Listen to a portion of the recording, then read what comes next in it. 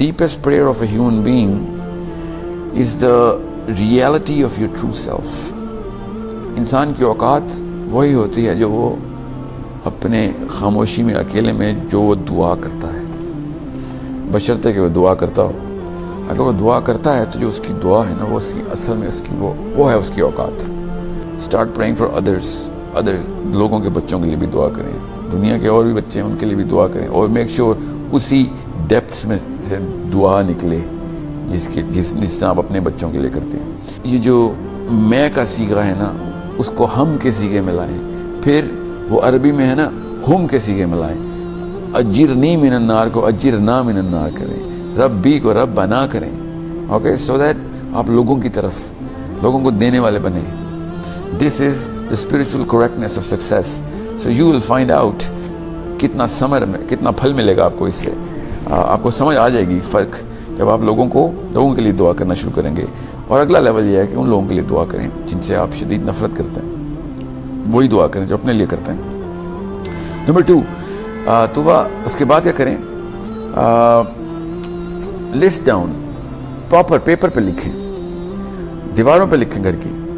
List down the virtues जो कि आप चाहते हैं कि एक 30 साल के जवान बच्चे, आपके बच्चे जब वो जवान होंगे, 30 साल के जवान आदमी या खातून जो कि आपकी बेटी होगी, इनमें वो क्या वर्च्यूज़ की लिस्ट है जो कि आपने इंस्टिल करनी है.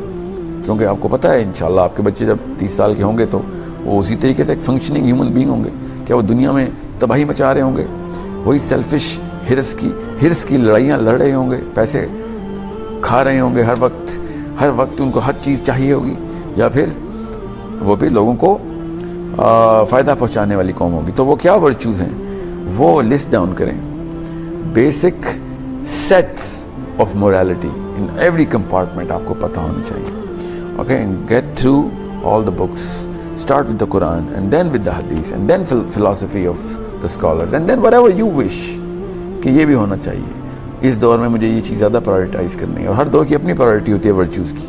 हर दौर को छोड़ें, हर इलाके की भी अपनी प्रायोरिटीज होती है. हर dynamics, every set of people create a dynamics and then those dynamics create a certain need of certain virtues जो कि हर इलाके में अलग अलग हो सकते हैं. तो आप देखें कि आप क्या फोरकास्ट करेंगे अपने बच्चों को, तो वो वर्च्यूज़ लिखें और उसको फिर सिनेरियो बेस्ड टेस्टिंग करें अपने बच्चों के. चेक करें, असेस करें कि वो आ भी रहे हैं कि नहीं. ये छोटा सा प्रोग्राम नहीं है, 5-5 साल के चंक्स बनाएं और फिर आहिस्ता आहिस्ता उन बच्चों के अंदर वो इंस्टिल कर, और आहिस्ता ही रखिएगा इसको. एक दिन की ट्रेनिंग से कोई वर्च्यूज़ नहीं पैदा होते किसी में. फिर सबसे बड़ी बात, the way we started the session, the way we in Pakistan and the world are glamorising, celebritising people with money and money itself. इसको घर में ये काम करना बंद कर दें. Okay, you are not going to glamorize money, fame or fortune inside your own house. Morality should be in the center of the house. Celebrities and glamorizing of morality should be your top priority. So वो बाद में करते हैं. पहले पैसों की जितनी भी आप बातें करते हैं ना, अपने शौहर से बात करते हैं आप कि मुझे या आपकी जो वरीज होती हैं दिन की या महीने की, उसमें आपकी 50-100 में से कोई 95 वरीज जो है ना वो पैसों के मुतालिक होती हैं. उनके बारे में आपने जब भी बात करनी है तो वो अपने कोटे को 10% कर दें. बात ज़रूर करें मगर 10% बातें पैसों के मुतालिक हों, बाकी की 90% बातें घर के अंदर स्पिरिचुअलिटी की हों, मोरालिटी की हों, बड़े कामों की हों, उलूम की हों, किताबों की बातें करें. चाहे आपको नहीं भी दिल चाह रहा आप करें, बिकॉज आपका एक कोटा होना चाहिए. घर में कितने % पैसा डिस्कस होता है, कितने % बड़े काम डिस्कस होते हैं. ओके, सो जब बच्चों को ये वाला कोटा मिलेगा ना तो वो पैसों की इतनी वैल्यू नहीं करेंगे फिर. ओके, बिकॉज टॉकिंग और glamorising money is in the house is the biggest crime that we're committing, the biggest possible crime, and it is ensuring कि beasts और freaks पैदा हों और घरों से freaks और beasts निकलें. जानवर अपने पिंजरों से निकलते हैं, इस तरह लोग अपने घरों से निकलते हैं दफ्तरों के लिए. बिल्कुल ऐसा ही, अब घर नहीं रहे, अब पिंजरे हो गए हमारे पूरे के पूरे मुल्क में और कौम में. पिंजरों से जानवर छूटते हैं और जाते हैं कॉन्फ्रेंस रूम्स के अंदर एक दूसरे को ख़त्म करने की कोशिश करते हैं. Okay, so do not glamorise money. उसके बाद what are you gonna glamorize? You are gonna glamorize something. Kids are gonna chase the heroes that parents create. Glamorize the scholars, glamorize the scientists, glamorize the achievements of human being in terms of the real things that they do, not what they're gaining but what they're giving. Again, जब तक आप spiritually correct नहीं होंगे ना, और spiritual correctness है क्या वो भी सुन लीजिए, क्योंकि क्वेश्चन है कि philosophy of success है क्या. philosophy of success बड़ी simple है. there are only two kinds of people in the world. ones who are givers, they're always successful. चाहे उनके पास पैसे हैं तब भी वो सक्सेसफुल हैं, उनको अंदर से तस्कीन है. जो पैसे नहीं हैं तब भी सक्सेसफुल हैं, उनको अंदर से तस्कीन है, उनको कुछ चाहिए ही नहीं होता. बिकॉज जब भी उनके पास कुछ आता है वो लोगों को देने की तलब में रहते हैं, उनको तलब देने की होती है. और दूसरे वो हैं जो कि रिसीवर्स हैं, हर वक्त उनको लेने की तलब रहती है कि कुछ भी मिल जाए, हर वक्त मिल जाए.